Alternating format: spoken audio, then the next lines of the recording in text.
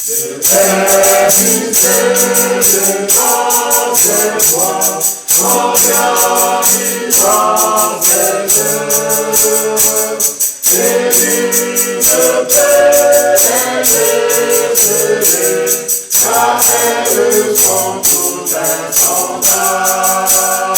les chrétiens célestes se prennent pour qui?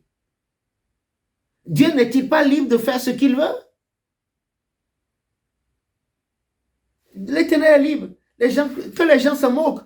Au contraire, moi, j'ai dit, c'est une messagère du Seigneur.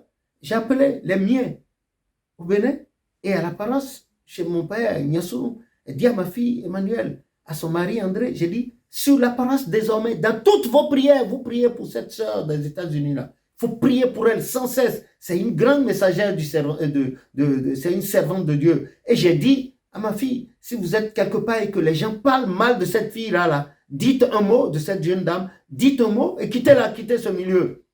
Les gens parlent comme s'ils pouvaient limiter Dieu. Dieu est libre de faire ce qu'il veut. Et moi, chaque jour, je repasse sur son site pour voir s'il n'y a pas une nouvelle vidéo. Chez moi, où je suis à Paris, et je vais vous dire, au passage, vous vous rappelez l'année dernière, il y a eu cette histoire de réconciliation, d'unification de l'église au Togo, on a fait une action de... Mais quand elle a fait une vidéo, dans la vidéo, elle a parlé d'une certaine manière. Ah, les gens se sont fâchés, comment elle peut parler de... Ensuite, en parlant, elle a sorti un message qui me concernait un rejet de la part de l'Éternel. Mais les gens n'étaient pas contents, disent comment il peut parler de moi. Moi, je n'ai rien dit. Vous m'avez vu, non? Je n'ai rien dit. Pendant 3 jours, je suis allé vers l'Éternel. C'est vrai, j'avais le cœur un peu triste. Quand j'ai entendu parler de rejet. Donc, pendant 3 jours, je me suis mis à prier. J'ai supplié le Seigneur pour me dire qu'est-ce qui s'est passé. Et l'Éternel m'a expliqué, c'était de la lumière. C'est comme la lumière vient subitement et balaye l'obscurité. Les Yoruba disent, Binamba ole, Okonkwa Parada, c'est-à-dire que quand la lumière paraît, dès que la lumière paraît, obligatoirement dans les lois universelles, les ténèbres s'effondrent, se dissipent comme neige au soleil. C'est ça. Et j'ai vu la clarté du message qu'elle a donné me concernant. Et j'ai rendu grâce à Dieu devant vous. On fait une action de grâce à l'Éternel. J'étais très content. Mon cœur s'est attaché à cette jeune dame-là, dont l'Éternel s'est servi pour me montrer ce qui s'est passé. En fait, qu'est-ce qui s'était passé? Quand l'Éternel a rappelé le prophète, d'abord mon père, ensuite mon Yaman, le prophète finalement en 85, dès qu'il est mort, on a vu ce qui s'est passé. Et certains se sont autoproclamés pasteurs. Mais moi, le Seigneur m'a permis de connaître maman Zevounou, la prophétie d'octobre 47. Ensuite, ce que le prophète a dit, le dimanche 6 août 1961 en Porto-Novo, quant à sa succession. Parmi les conditions à remplir, il y avait celle-là d'être né chrétien céleste obligatoirement. On les a vus passer à tour de rôle, là, ceux qui se disent pasteurs, pasteurisant, nommant des pasteurs. Ah, ça, c'est leur affaire. Au début, je n'étais pas content. Après, je me suis détaché parce que peut-être que c'était dans le plan de Dieu, je ne sais pas. Il ne faut pas mettre la charrue avant les bœufs. Et je ne peux pas les juger, mais je peux parler des actes qu'ils ont posés.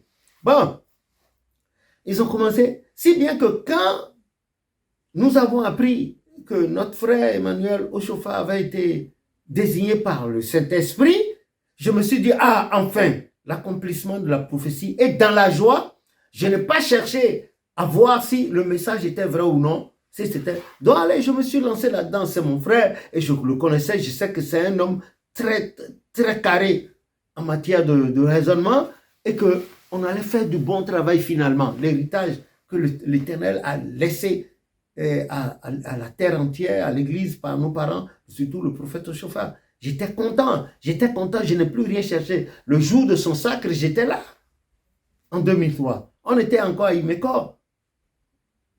Mais c'est par la suite qu'on a su les mimacs desquels était résulté ce résultat, et le Trossi lui a fait allégeance, et puis etc., etc. Et puis, les temps passant, on a découvert les dessous de tout cela. C'est rare que moi j'ai parlé de lui en tant que pasteur, le mot pasteur, parce que le prophète avait expliqué en 61 que le mot pasteur dans notre église n'a pas la même consonance que la chose.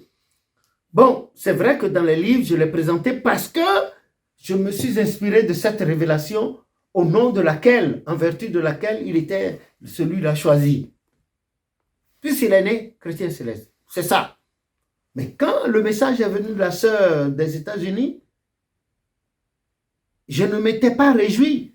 Je me suis rétracté sur moi et je suis allé vers l'Éternel. Parce que le latin dit errare humanum est, perseverare diabolicum.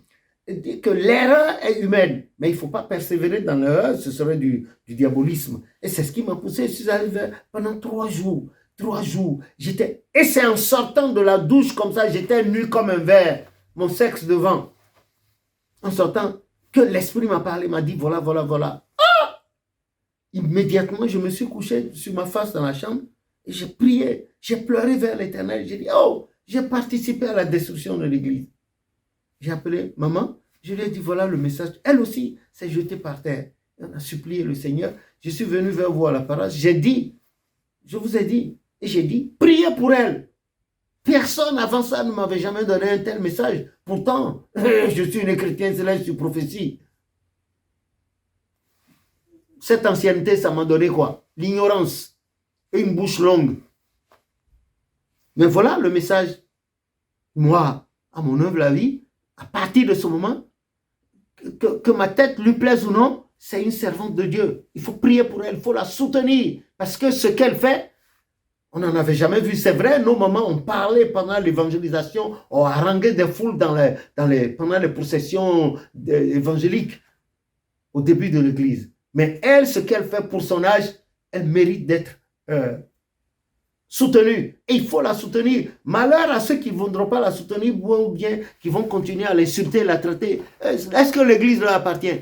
Quand l'Esprit de Dieu parlait à Papa Ochofa, qui était témoin, même s'il y avait des gens devant lui, ils entraient dans son cœur pour savoir si l'Esprit de Dieu parle à notre sœur des États-Unis, est-ce que les gens le savent? Au nom de quoi la condamne-t-il?